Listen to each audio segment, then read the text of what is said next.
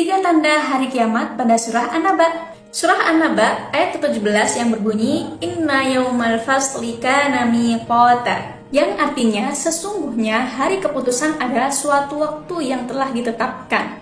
Hari pemutusan adalah hari yang telah ditetapkan oleh Allah SWT. Dan hari ini biasa kita dikenal dengan hari kiamat, di mana waktu dan tempat akan berkumpulnya orang-orang seluruh dunia, baik generasi pertama hingga generasi terakhir. Dan pada hari ini Allah akan memberikan balasan pahala atau siksa kepada mereka yang telah Allah janjikan sebelumnya.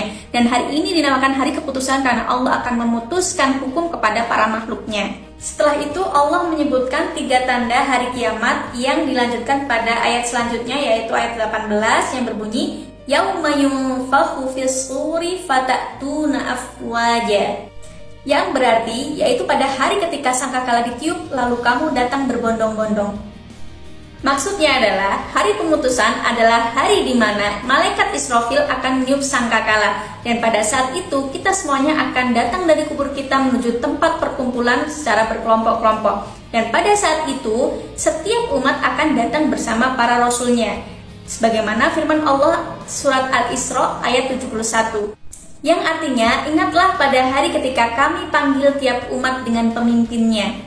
Kemudian tanda kedua pada surah An-Naba ayat 19 wa futihatis sama'u fakanat abwaba, dan dibukalah langit maka terdapatlah beberapa pintu. Maksudnya adalah langit terbelah dan terpecah lantas ada banyak pintu dan jalan untuk turunnya para malaikat.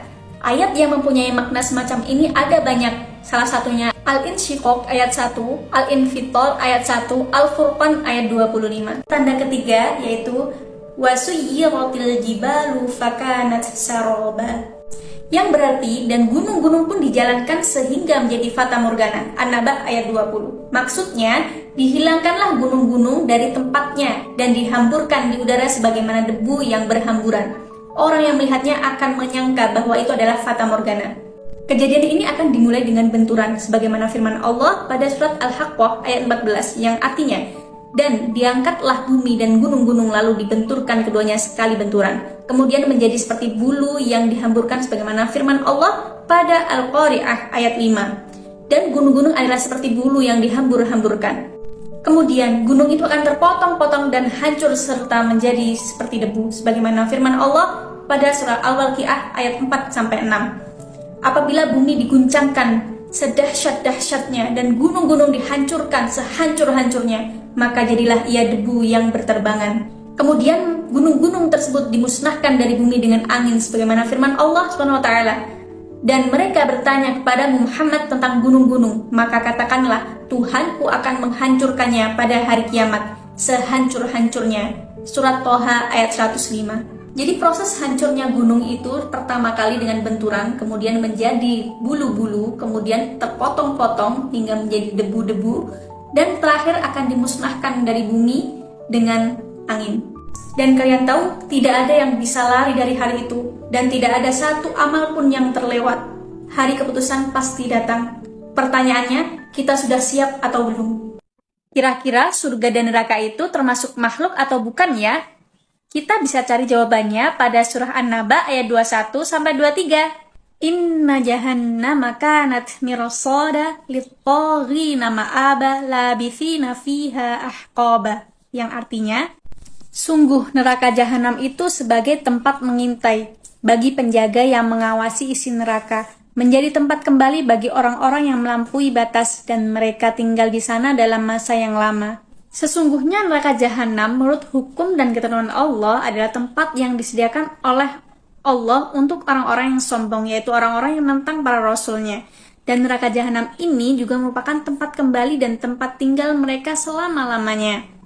Kata ahqaba dapat diartikan dengan waktu yang sangat panjang yang terus-menerus berkesinambungan.